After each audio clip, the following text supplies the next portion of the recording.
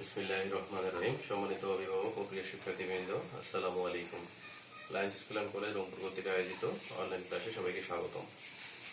আচ্ছা, আমরা তৃতীয় অধ্যায়ে আছি।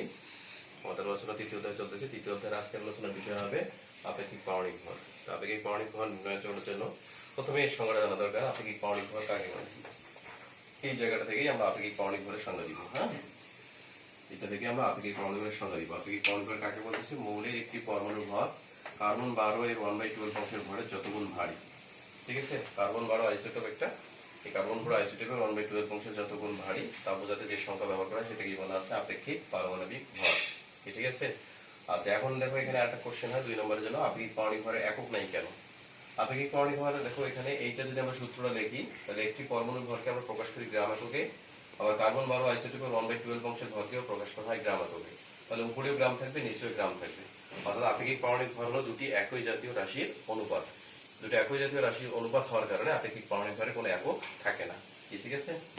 আচ্ছা, দ্বিতীয় যে সূত্র দ্বারা আমরা আপেক্ষিক পারমাণবিক ভর নির্ণয় করতে পারি সেটা হলো প্রোটন সংখ্যাকে প্রোটনের ভর দ্বারা গুণ করবো যোগ নিউট্রন সংখ্যাটাকে নিউট্রনের ভর দ্বারা গুণ করবো। এটাকে আমরা কার্বন 12 এর 1/12 অংশের ভর দ্বারা ভাগ করলে আপেক্ষিক পারমাণবিক ভর পাবো। ক্লিয়ার? তৃতীয় আরেকটা সূত্র দ্বারা আপেক্ষিক পারমাণবিক ভর নির্ণয় করা যায়, সেটা হলো মৌলের আপেক্ষিক পারমাণবিক ভর ইকুয়াল টু ভর সংখ্যা গুণন শতকরা সংযুতি বাই হলো 100। অর্থাৎ ভর সংখ্যাকে শতকরা পরিমাণ দ্বারা, শতকরা সংযুতি রেখে শতকরা পরিমাণও বলা যায়, 100 দ্বারা ভাগ করলে কি পাওয়া যাবে? আপেক্ষিক পারমাণবিক ভর পাওয়া যাবে। কার্বন 12 এর 1/12 অংশের ভর হলো 1.66 × 10⁻24 গ্রাম। এটা মুখস্থ রাখতে হবে মানটা। আর সর্বশেষ আরেকটা অঙ্ক, যেটা ইম্পর্টেন্ট একটা অঙ্ক আসে এখান থেকে, নিউক্লিয়াসের ভর ইকুয়াল টু প্রোটন সংখ্যা গুণন এটা হলো প্রোটনের ভর যোগ নিউট্রন সংখ্যা এটা হলো গুণন নিউট্রনের ভর। ঠিক আছে। এগুলো থেকে আমরা মোটামুটি আপেক্ষিক পারমাণবিক ভর এবং নিউক্লিয়াসের ভর নির্ণয় করব। তো আমি এবারে প্রথম সূত্র দিয়ে একটা অঙ্ক করে, প্রত্যেকটা সূত্র দিয়ে আমি একটা অঙ্ক করে দিব। তোমরা একটু মনোযোগ সহকারে দেখো। বন্ধ করতে। আচ্ছা, এবারে দেখো আমি এখানে বোর্ডে দুইটা অঙ্ক উঠে দিচ্ছি। প্রথমে একটি পরমাণু ভর এত গ্রাম, অ্যালুমিনিয়ামের একটি পরমাণু ভর এত গ্রাম হলে অ্যালুমিনিয়ামের আপেক্ষিক পারমাণবিক ভর নির্ণয় করো। এখানে অ্যালুমিনিয়ামের একটি পরমাণু ভর দেওয়া আছে, এটা কার্বন 12 আইসোটোপের 1/12 অংশের ভর এত গ্রাম। তাহলে প্রথম সূত্র, ফার্স্ট সূত্র দিয়ে অ্যালুমিনিয়ামের আপেক্ষিক পারমাণবিক ভর ইকুয়াল টু হলো এটা 4.4828 × 10⁻23 ভাগে লয়। অর্থাৎ একটি পরমাণু ভর বাই কার্বন 12 আইসোটোপের 1/12 অংশের ভর, এটা থাকলো। কি ঠিক আছে? হ্যাঁ, তাহলে এখান থেকে আসবে 27। আর আমরা জানি অ্যালুমিনিয়ামের আপেক্ষিক পারমাণবিক ভর বা অ্যালুমিনিয়ামের ভর সংখ্যা কত? 27। ঠিক আছে, এটা হয়ে গেল। দ্বিতীয় সূত্র, পোলোনিনের প্রোটন সংখ্যা 17, নিউট্রন সংখ্যা 18 হলে এর আপেক্ষিক পারমাণবিক ভর নির্ণয় করো। তাহলে প্রোটন সংখ্যা দেওয়া আছে P 17, নিউট্রন সংখ্যা N 18। তাহলে আপেক্ষিক পারমাণবিক ভর ইকুয়াল টু কি হচ্ছে? প্রোটন সংখ্যাকে প্রোটনের ভর দ্বারা গুণ যোগ নিউট্রন সংখ্যাকে নিউট্রনের ভর দ্বারা গুণ বাই হলো কার্বন 12 আইসোটোপের 1/12 অংশের ভর করলে দেখবা যে 35 আসবে। 35.29 প্রায়।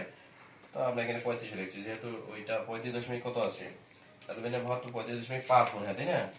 তা আমরা তাহলে 35.29, এখানে 35 তাহলে কত লিখি? 3 লিখে ফেলি। ঠিক আছে, এটা আরো বাড়বে। এখানে হয়তো আরো কিছু মান কম বেশি করা আছে, হয়ে গেছে, বা আমাকে বাড়তি করে কোনো মান দিতে হইতো, এটা কম বেশির কারণে এটা আসছে। তো 35.5ই তোমরা ধরবো, ওটাই একুরেট মান আসবে। ঠিক আছে। আচ্ছা, এরপরে আমরা আরো দুইটা নিয়ম আছে, ক্লোজ করে দেবো। আচ্ছা, এবারে দেখো আমরা নিয়ম নম্বর 3 গেলাম। x একটা মৌল, x মৌলের নিউক্লিয়াসের ভর এত গ্রাম এবং এর ভর সংখ্যা 63 হলে x মৌলটাকে শনাক্ত করব। তো এরকম মৌল শনাক্ত করার জন্য আমাদেরকে হয় আপেক্ষিক পারমাণবিক ভর জানতে হবে, নাহলে প্রোটন সংখ্যা জানতে হবে। হ্যাঁ, তো যেহেতু ভর সংখ্যা দেওয়া আছে, তার মানে এখানে আর আপেক্ষিক পারমাণবিক ভর দিয়ে মৌলটাকে শনাক্ত করা সম্ভব না। তাহলে মৌলটাকে শনাক্ত করার আরেকটা উপায় হলো প্রোটন সংখ্যা জানা বা পারমাণবিক সংখ্যা জানা। তাহলে এটা না থাকলে ধরে নিবা, তাহলে মৌলটির প্রোটন সংখ্যা P। তাহলে নিউট্রন সংখ্যা কিভাবে বের করা হয়? ভর সংখ্যা থেকে প্রোটন সংখ্যা বাদ দিলে নিউট্রন সংখ্যা পাওয়া যায়। ভর সংখ্যা 63, এখান থেকে প্রোটন সংখ্যা বাদ, তাহলে নিউট্রন সংখ্যা। তাহলে নিউক্লিয়াসের ভর অর্থই হলো প্রোটনের মোট ভর যোগ নিউট্রনের মোট ভর।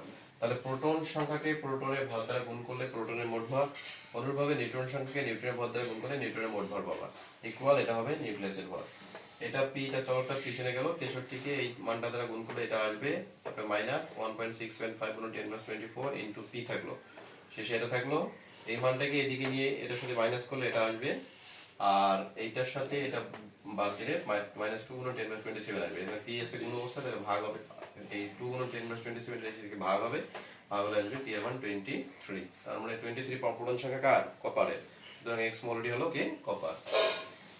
এবার দেখো ক্লোরিনের দুটি আইসোটোপ, ক্লোরিন 35 ও ক্লোরিন 37 এর শতকরা পরিমাণ যথাক্রমে 75% ও 25% হলে আপেক্ষিক পারমাণবিক ভর নির্ণয় করো। তো জানা আছে, বা এখানে ক্লোরিন 35 এর শতকরা সংযোজিত 75%, ক্লোরিন 37 এর শতকরা সংযোজিত 25%। অর্থাৎ ক্লোরিনের আপেক্ষিক পারমাণবিক ভর ইকুয়াল টু, তাহলে ভর সংখ্যা গুণ শতকরা পরিমাণ বাই 100। আবার এখানে ভরসা 37 গুণন 25 ভাগ হলো শতকরা পরিমাণ ভাগ হলো 100, এটা ক্যালকুলেশন করে এটাই হবে, এটা হলো 25.5, এটা হলো কোটোরিয়ান আপেক্ষিক কণিক ভাগ। ঠিক আছে, তো আর একটা লেকচার হয়তো বা আগামী ক্লাসে তোমরা পাবা, এটা হলেই আমাদের এই অধ্যায়টা শেষ হয়ে যাবে। তো তোমরা এই যা লেকচার দেওয়া হলো এখানে এই কথাগুলাই এই ভালো করে পড়বা, এই লেকচারগুলো ফলো করবে, তৃতীয় লেকচারগুলো ফলো করবে, এখান থেকেই দেখবা যে তোমাদের যে পরীক্ষাটা দেওয়া হয়েছে অনুশীলন মোড পরীক্ষা, অধিকাংশ জিনিসই এখান থেকে পেয়ে যাবা। ঠিক আছে, তো এগুলো ভালো করে প্র্যাকটিস করে সবাই ভালো থেকো, সুস্থ থাকো, আবার সবার সঙ্গে দেখা হবে। আল্লাহ হাফেজ।